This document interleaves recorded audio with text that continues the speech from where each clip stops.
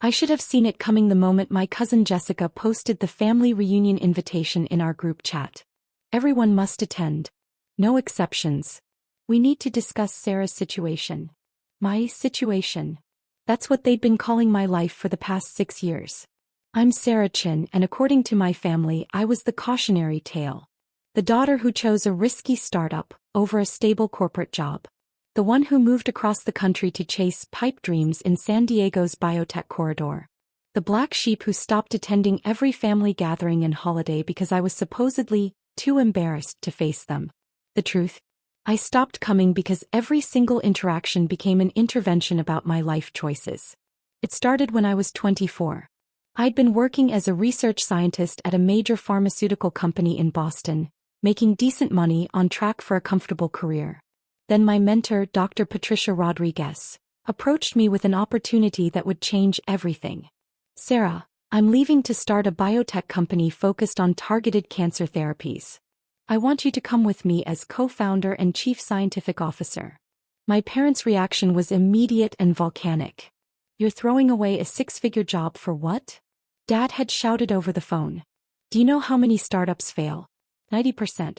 90%, Sarah. Mom was worse. Patricia is using you. You're young and naive, and she's taking advantage. This will destroy your career. My brother Marcus, the golden child with his hedge fund job, laughed outright. CSO of a company that doesn't exist yet. Impressive title for unemployment. But I went anyway. I believed in the science. I believed in Patricia. And I believed in myself. BioNova Therapeutics launched with $2 million in seed funding, a small lab and 3 employees. Patricia, myself, and 1 lab technician. We worked 16-hour days. I lived in a tiny apartment, drove a 15-year-old Honda, and survived on ramen and ambition. My family interpreted my absence from gatherings as shame. They thought I was avoiding them because I'd failed. They had no idea I was building an empire. What my family didn't know, what I deliberately never told them, was that BioNova wasn't struggling. We were thriving. Year 1. We secured a $15 million series of funding round after our preliminary research showed a 73% success rate in early trials. Year 2, $45 million Series B. Our lead compound entered Phase 2 clinical trials with breakthrough therapy designation from the FDA. Year 3. Partnership deal with a major pharmaceutical company worth $80 million upfront, plus milestone payments. Year 4. Phase 3 trials exceeded expectations. Company valuation hit $500 million. Year 5. FDA approval for our first drug. Revenue projections went exponential. Year 6. BioNova Therapeutics was now valued at $165 million, with me holding 23% equity as co-founder and CSO. My personal net worth had crossed $38 million. We employed 147 people.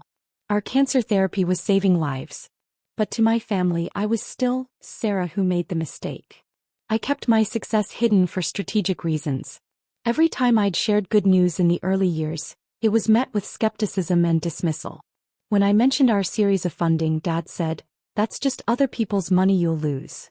When I told them about the FDA breakthrough designation, Mom said, "Don't count your chickens before they hatch." So I stopped sharing. I let them believe whatever narrative they'd constructed. Meanwhile, I built relationships with people who actually believed in me. My business partners, my team, my mentor Patricia, and my fiancé David, a fellow scientist who understood the journey. I attended their gatherings maybe once every 18 months, always keeping conversations surface level. Yes, work was fine. No, I didn't want to discuss my finances. No, I didn't need career advice from Marcus. The looks of pity were almost comical. Aunt Linda would pat my hand sympathetically. Uncle Robert would offer to put in a word at his friend's medical device company if I needed a real job. Cousins would ask if I needed money, voices dripping with condescension. I'd smile politely and change the subject. What finally triggered the investigation was my decision to miss Marcus's wedding last year. I was in Switzerland presenting at a major pharmaceutical conference. BioNova had been invited to showcase our research to European investors. It was the opportunity of a lifetime. I sent a generous gift and my regrets. Marcus was furious. He called me selfish, accused me of jealousy, and told everyone I was too broke to afford the trip. Never mind that the wedding was in Boston and I was literally in Zurich discussing a potential $200 million partnership deal. That's when the family narrative shifted from pity to suspicion. She's lying about something, Marcus told everyone. No one just stops coming to everything unless they're hiding something. Mom became convinced I was in financial trouble, possibly even homeless and too proud to ask for help. She's probably living in her car, she told my aunts, who then told their children, who posted concerned messages on social media. Dad developed a theory that I was involved in something illegal. These biotech companies are all scams. She's probably selling fake supplements or involved in some pyramid scheme. The family group chat became a constant stream of speculation about my real situation. They analyzed my rare social media posts like intelligence analysts. Look, same shirt in 3 photos, she can't afford new clothes. That restaurant background looks cheap. Why won't she video call? It would have been funny if it weren't so insulting. The reunion invitation came 3 months ago. My mother's sister, Aunt Carol, was turning 70, and the family was gathering at Uncle Robert's estate in Connecticut for a long weekend celebration. You need to come, Sarah, Mom said on the phone. The whole family will be there. It's important. Something in her tone made me wary. What's really going on? We just want to see you, honey. We're worried about you. We want to help. I should have declined. But David encouraged me to go. Maybe it's time to tell them the truth, he said. You've proven everything you set out to prove. Let them celebrate your success. So I agreed to attend. What I didn't know was that the family had been planning an intervention. They'd collected money, $12,000 total, and hired a private investigator to conduct a comprehensive background check on me. The plan was to present the findings at the reunion, expose whatever I was hiding, and then offer help for my inevitable problems. Marcus orchestrated the whole thing. He was convinced I was either destitute or criminal, and he wanted to save me from myself while simultaneously proving he'd been right about my life choices. I arrived at Uncle Robert's estate on Friday evening, driving my modest Honda. I dressed simply, jeans and a nice blouse. I wasn't trying to prove anything. I just wanted to see my grandmother, wish Aunt Carol happy birthday and leave. The first evening was awkward but manageable. People asked polite questions about work with obvious skepticism. I gave vague answers.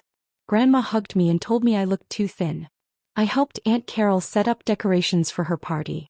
But I noticed the looks. The whispered conversations that stopped when I entered rooms. The way Marcus kept smirking at his phone. Something was coming. Saturday morning, I woke to 17 missed calls and 43 text messages in the family group chat. Emergency family meeting at 2 p.m. Everyone must attend. Sarah, this concerns you directly. We're doing this because we love you. It's time for the truth. My stomach dropped. I called David. They're planning something, I told him. Some kind of ambush. Then don't go, he said immediately. Just leave. I considered it. But then Grandma called. Sweetheart, please come to the meeting. I don't know what your brother has planned, but I want to be there for you. Whatever it is, we'll face it together. That's what made me stay. Not for my parents or Marcus, but for Grandma, who'd always been kind even when she didn't understand my choices. I spent the late morning walking the estate grounds, preparing myself mentally. I called Patricia, who'd become like a second mother to me over the years. They're going to try to humiliate you, she said bluntly. Don't let them. You've built something extraordinary. You have nothing to be ashamed of. I know. I just hate that it's come to this. Then end it today. Tell them the truth. Show them who you really are. Not for them, for you. So you can finally be free of their judgment. He was right. I opened my phone and sent 3 messages. One to my attorney Richard Chin, no relation ironically. One to Patricia. One to David. If things go badly today, I'm ready to pull the trigger on full disclosure. Stand by. Then I went to face my family. Uncle Robert's living room had been arranged like a courtroom. Chairs in rows facing a single chair, obviously meant for me. The whole family was there. Parents, siblings, aunts, uncles, cousins. 23 people total. And in the front, standing next to Marcus, was a man in a dark suit carrying a leather briefcase. Marcus was practically vibrating with excitement. Everyone, please sit down, Uncle Robert said, taking charge. We need to discuss something important regarding Sarah. I remained standing near the doorway. What's going on? Mom stood up and I saw tears in her eyes. Real or performed, I couldn't tell. Sweetheart, we've been so worried about you. You've been distant for years. You won't talk to us about your life. We don't know where you're really living or what you're really doing. So you decided to investigate me? I kept my voice calm. Dad stepped forward. We decided to get the truth. Because we love you and we can't help you if we don't know what's really happening. Marcus couldn't contain himself anymore. We pooled $12,000 to hire the best investigator in Boston. Former FBI, 25 years of experience. He's been investigating you for 60 days. He turned to me with undisguised satisfaction. It's time to stop lying, Sarah. The room went silent. The investigator, his name tag read, James Morrison Investigations, looked distinctly uncomfortable. I really think we should discuss this privately, he said to Marcus. No, Marcus insisted. The whole family needs to hear this. We've all been lied to. Everyone deserves the truth. Mom nodded through her tears. We just want to help you, baby. I looked around the room. Some faces showed concern. Others showed anticipation. Cousin Jessica was actually recording on her phone. Fine, I said quietly. Let's hear what Mr. Morrison found. I sat in the chair they'd designated for me. Morrison opened his briefcase and pulled out 2 folders. One was thick, maybe 50 pages. The other was even thicker. Mr. Chin, Marcus, hired me to conduct a comprehensive background investigation on Sarah Chin, Morrison began. As a former FBI agent and licensed investigator, I take my work seriously. I conducted a thorough investigation following all legal protocols. Marcus leaned forward. Tell them what you found. Tell them about the fake company. Tell them where she's really living. Morrison's jaw tightened.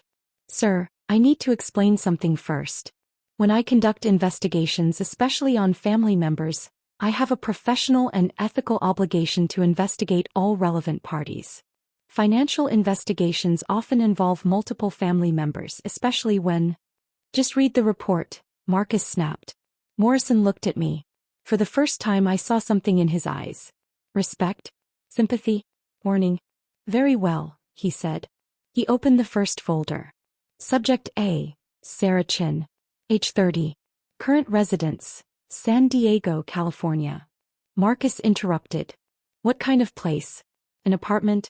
Homeless shelter. Morrison's voice was flat.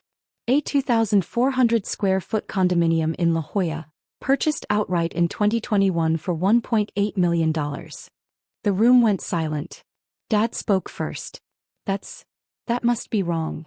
Morrison continued reading. Employment. Co-founder and Chief Scientific Officer of BioNova Therapeutics Incorporated Company, founded February 2019. Current company valuation according to last funding round. $165 million. Mom made a small sound. Subject holds 23% equity in the company. Personal net worth, liquid and equity combined. Approximately $38 million. Subject's annual compensation. Base salary $285,000, plus bonuses and stock options. You could hear a pin drop. Subject holds 3 patents related to targeted cancer therapies. Subject has been featured in Forbes, MIT Technology Review, and San Diego Business Journal. Subject was named to Forbes 30 Under 30 in Healthcare in 2022. Marcus stood up. That's impossible. You're reading the wrong file. Check again. Morrison looked at him. Sir, I verified everything personally. I spoke with the company's attorneys, reviewed incorporation documents, confirmed property ownership through San Diego County records, and verified her compensation through multiple sources. Sarah Chin is exactly who she says she is, a successful biotechnology executive. He pulled out a copy of a Forbes magazine and held it up. There I was on page 47 in a photo from the 30 Under 30 feature. Aunt Linda gasped. Oh my God. But Morrison wasn't finished.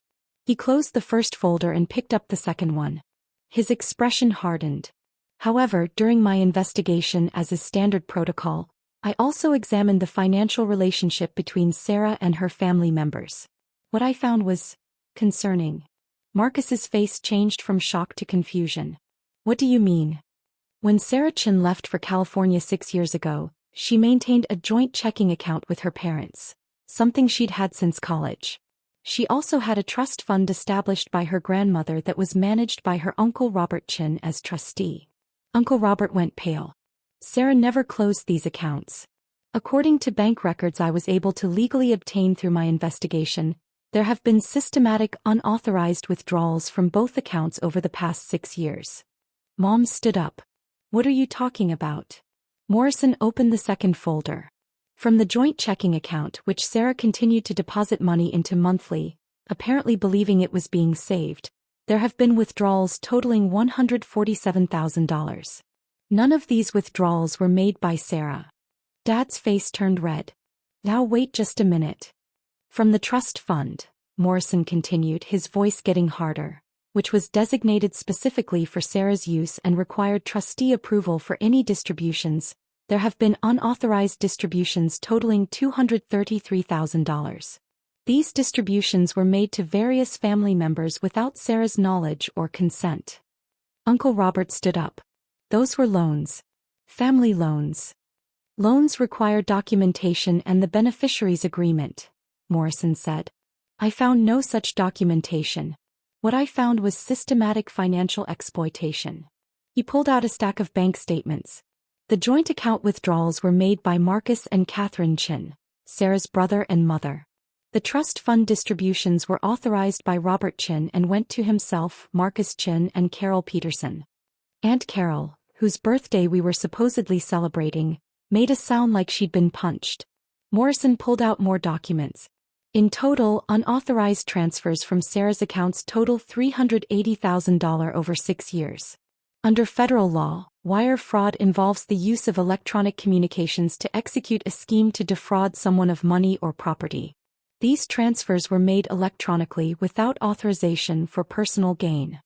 He looked around the room. That's wire fraud. Multiple felony counts. The room exploded. Those weren't unauthorized. Mom shouted. She's family. Family money is family money. She abandoned us. Marcus yelled. She owed us. Uncle Robert was backing toward the door. This is a misunderstanding. I was managing the trust. I had discretion. You had discretion to distribute funds to Sarah, Morrison said coldly. Not to yourself. Not to your nephew. The trust documents are very clear. I sat there processing. $380,000. They'd taken $380,000 from me while calling me a failure. While pitying me. While investigating me to prove I was a fraud. I stood up slowly. Sarah, honey, we can explain, Mom said, her tears now clearly real. We thought you were struggling. We thought. You thought you'd help yourselves to my money while telling everyone I was probably homeless, I said quietly. You hired an investigator to humiliate me in front of the entire family because you were convinced I was either poor or criminal. I looked at Morrison. Thank you for your thorough work. I'd like copies of everything, please. Of course, Ms. Chin. I've also taken the liberty of forwarding my findings too. That's when we heard the cars. Multiple vehicles pulling up outside. Car doors slamming. Morrison checked his watch. That would be them. Uncle Robert ran to the window. Oh God. Oh God, no. Marcus grabbed Morrison's arm. What did you do? Morrison pulled his arm away. As a former FBI agent, I'm still a mandated reporter. When I discover evidence of felony financial crimes during an investigation, I'm legally required to report it to the appropriate authorities. I contacted the FBI's Financial Crimes Division 3 days ago. The doorbell rang. Uncle Robert opened it to find 6 FBI agents standing there, 2 in suits and 4 in tactical gear. Robert Chin, Marcus Chin, Catherine Chin, you need to come with us. The next 30 minutes were chaos. Mom collapsed into a chair, sobbing. Dad stood frozen, his face gray. Marcus tried to run for the back door, but 2 agents were already there. This is insane.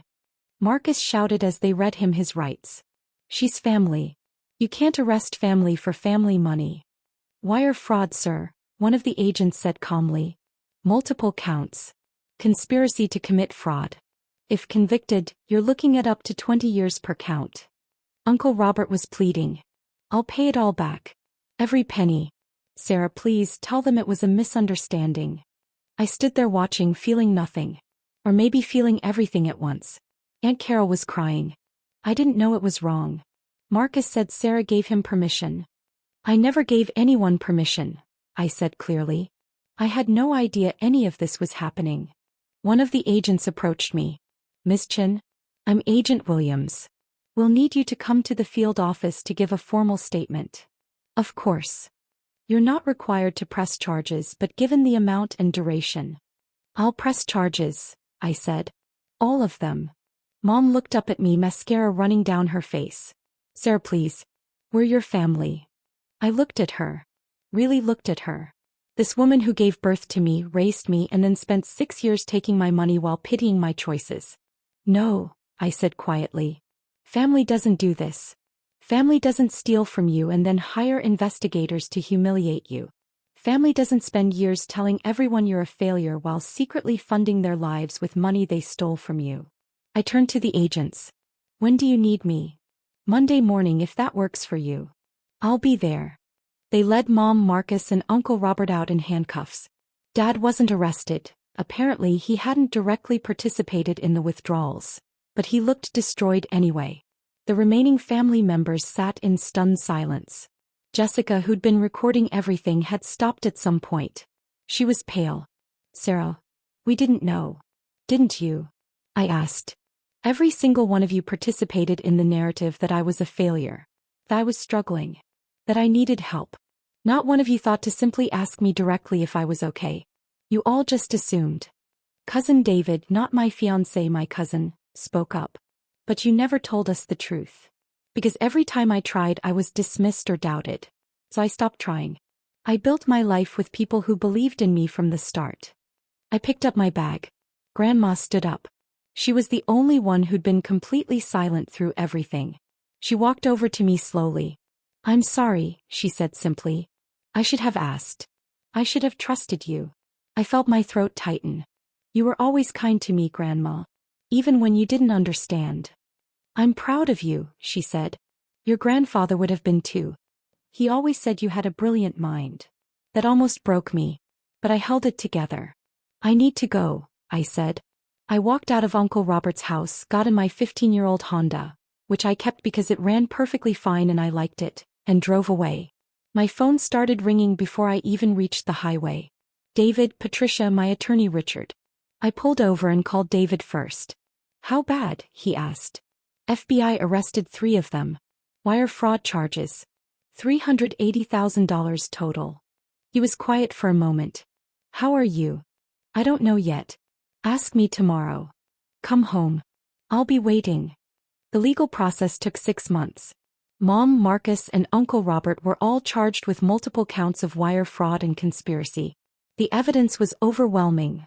Morrison's investigation had documented everything, and the bank records told the full story. Uncle Robert, who had the most legal exposure as the trustee, took a plea deal. He pled guilty to 2 counts of wire fraud, paid back his portion, $89,000, plus penalties, and received 3 years probation with 500 hours of community service. He also lost his job as a financial advisor. His license was revoked. Marcus fought the charges.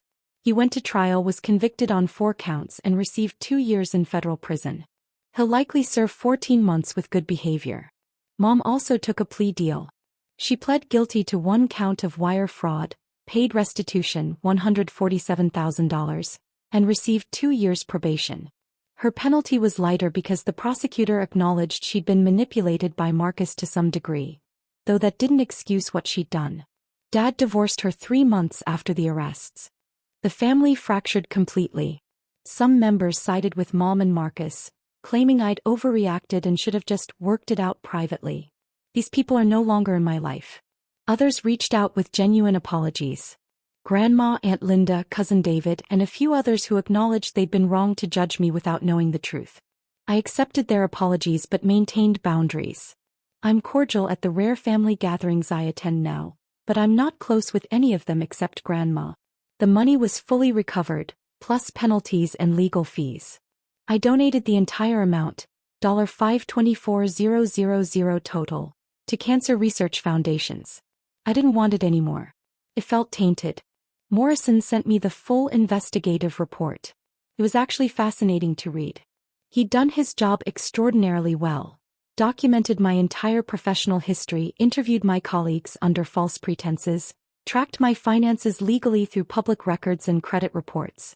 The irony was that in doing the thorough job Marcus had paid for, he'd uncovered the truth Marcus couldn't handle.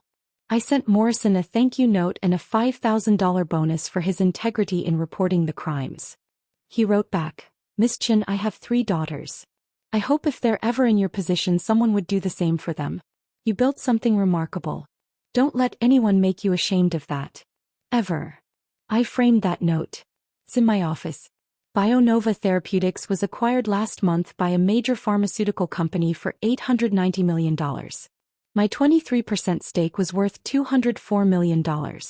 I'm now Executive Vice President of Research and Development for the parent company, leading a team of 300 scientists. Our cancer therapy has now saved over 4,000 lives. We have 3 more drugs in the pipeline. David and I got married in a small ceremony in San Diego. Patricia officiated. My grandmother attended, along with the few family members I still speak with. The rest of the guests were friends, colleagues, and chosen family, people who believed in me from the start. I think about that day at Uncle Robert's house sometimes. The moment Marcus so confidently announced they'd exposed my lies. The look on his face when Morrison opened those folders. Part of me wishes it had never happened. That my family had just been proud of me.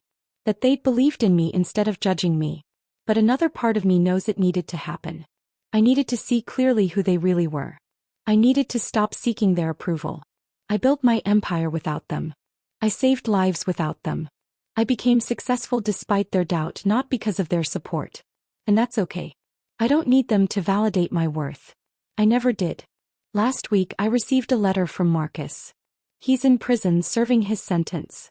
The letter was 8 pages long, mostly excuses and self-pity, but at the end he wrote, "I should have been happy for you instead of threatened by you. I'm sorry I wasn't a better brother. I haven't decided if I'll respond. Mom sends cards occasionally. She doesn't ask for forgiveness anymore. She just sends updates about small things. The weather, her garden, a recipe she tried. Like we're distant relatives, not mother and daughter. Maybe one day I'll respond to those too. Or maybe not. The only opinion that matters now is my own." I looked in the mirror this morning before heading to the lab. Dr. Sarah Chin, Executive Vice President, cancer researcher, company co-founder, Forbes 30 Under 30 Saver of Lives. And I thought, they tried to investigate me to prove I was a fraud. Instead, they proved I was exactly who I said I was all along. Just not the person they wanted me to be. And that's their loss, not mine.